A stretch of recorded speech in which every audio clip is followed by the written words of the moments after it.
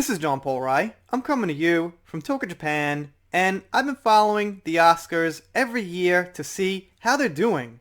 I don't really watch them so much, maybe just the Ricky Gervais bits, but they've been declining pretty seriously, and this year is their lowest drop, and we know why. So, there's been a big case going on for a long time with George Floyd in the United States. Now, I've pitched in one time when it was huge news in a very general sense. And obviously, since this is an entertainment channel, mostly, I've avoided it. I've deliberately avoided it. And the reason I avoided it is because it's too touchy. No matter what I say, no matter whose side I take, at some point, some of my audience is going to disagree. So, you make the decision not to touch certain things. I haven't touched Biden or Trump very much. Tiny bit here or there. But 95%, 99% not really. And what the Oscars are doing is they're mixing identity politics and politics in with the show.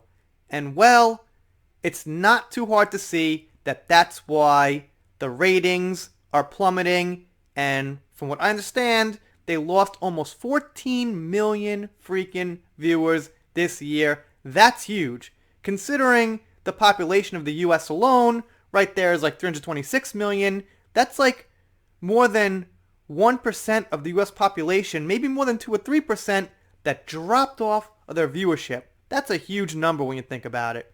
Oscars ratings plummet to record low. Record low, and I'm not going to stop and look this up, but I'm going to guess that the Oscars have been around for a really long time.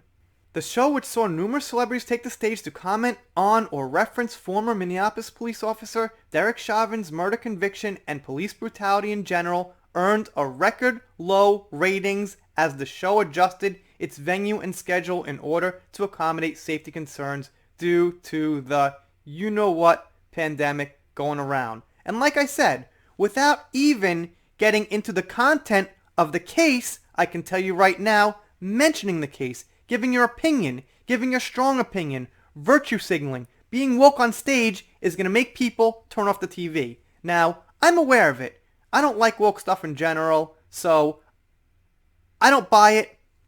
I flick it off when I see it. But people who even aren't aware will still kind of subconsciously know what's going on. They'll subconsciously be like, wait a minute, I'm watching the Oscars, and although this is a pretty important case to talk about, there's something called the time and the place. And you gotta pick the right time and the right place to talk about something. And the right time and the right place to talk about George Floyd, his case, the political thing, the political thing surrounding it, well, that's not at the Oscars. And if you do, then, well, you're going to lose millions, in this case, tens of millions of viewers. And I say bon voyage. See you next time. That's a big mistake. You know what? At the end of the show, if they want to have a tribute, they want to say a special word at the very end, maybe. Because when you make a video like this, at the very end, you can save shout-outs, talking about friends, maybe you plug your Patreon or something like that. But if you're going to do it throughout the video, things that are like unrelated throughout the video, it gets annoying. And the same thing goes for a show. So I don't like when I see a YouTube video and people plug, their special merch and things like in the beginning for like a minute or two. That really turns me off, and I usually just shut the video off. If they do it at the end, maybe I'll support them. I'm like, yeah, cool, do it at the end.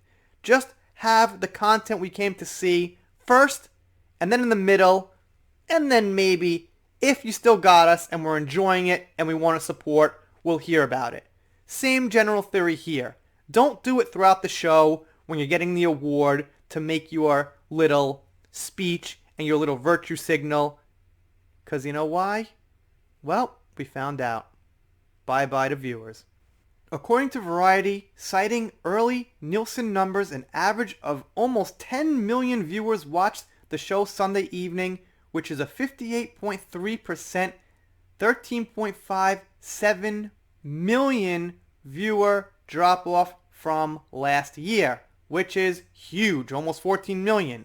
In addition, the show earned a mere 1.9 rating among the key demographic of adults 18 to 49. That's great. You know why? Because a lot of the woke crowd is usually on the younger end, because when you're young, you're kind of finding the world. You're finding things that are going on. You're figuring things out as you go. So there's usually people young on both sides, but to see 18 is turned off by that, great. I mean, I don't think they'd like it so much anyway, but I think when I was 18, I checked it out. I thought it was important. I thought these celebrities who were in their sparkling dresses were making an appearance, making a splash, making headlines, and I thought, it's kind of important, I'll check it out. But as the years went on, I'm like, who are these people? What are they saying? What are they actually doing for the world? Is it good? Is it bad? Is it just cringy? And now it's just cringy and woke, and looks like people are waking up to that. And to be fair, the pandemic has hurt it because movies have not been the same. People aren't going to movies, thinking about it, looking forward to seeing if their movie won. But at the same time, people are stuck at home.